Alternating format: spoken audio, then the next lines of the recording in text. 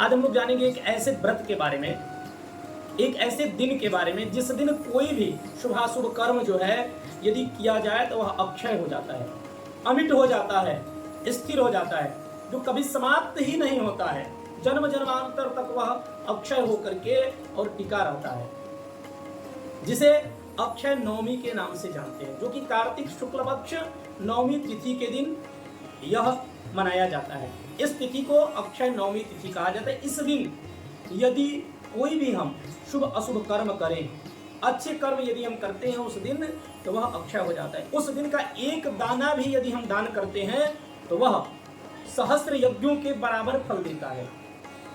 अक्षय नवमी के दिन विशेष करके इस दिन पूरे महीने भर, कार्तिक महीने में गंगा स्नान करके माताएं, और आंवले के वृक्ष में भगवान विष्णु का जो है कार्तिक पूरे एक महीने तक वास होता है माँ लक्ष्मी के साथ। विष्णु भगवान का स्वरूप उस आंवले के वृक्ष में पूजन करती हैं माताएं सूर्योदय से पूर्व, और शयन का भी विधान बताया गया है कार्तिक के महीने में, नीचे शयन करने का, नीचे भूमि पर शयन करने का, और भूमि पर शयन करती हैं। और इस अक्षय नवमी के दिन कुसमांड का दान करती हैं माताएं।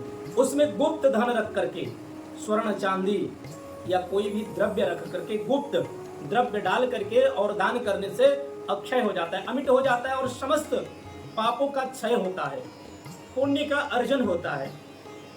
उस दिन ब्राह्मण को भोजन कराने से, मंदिर में जाकर के दर्शन करने से, गौ माता की सेवा करने से, या किसी भी असहाय व्यक्ति की सेवा करने से जो है अनंत फल की प्राप्ति होती है।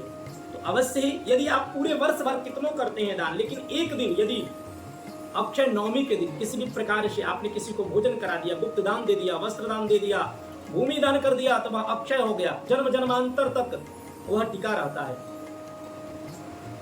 इस दिन कोई भी मुहूर्त देखने की जरूरत नहीं। यदि विपणी व्यापार प्रारंभ करना हो, कोई भी शुभ कार्य करना हो, उसके लिए इस अक्षय नवमी के दिन कोई मुहूर्त, कोई लग्न देखने की आवश्यकता नहीं होती है। यह स्वयं में सिद्ध दिन है, स्वयं में सिद्ध मुहूर्त है, स्वयं में सिद्ध नक्षत्र होता है।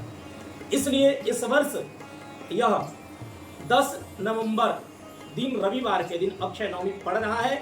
आप सभी लोग अवश्य ही, यदि पूरे महीने आपने गंगा स्नान नहीं भी किया है, आंवले में जल, आंवले का पूजन नहीं भी किया है, तो एक दिन अक्षय नवमी के दिन प्रातः काल स्नान करके और आंवले का पूजन करके और कुसमांड का दान करें। उसमें गुप्त धन रख करके, जिसको स्वयं भी न जानते हो वैसा धन उसमें डाल करके और ब्राह्मण को संकल्पित करके दान करने से समस्त फल की प्राप्ति होती है, और वह फल अक्षय हो जाता है, अमिट हो जाता है, और हजारों वर्षों तक वह फल आपके साथ फलीभूत होते रहता है।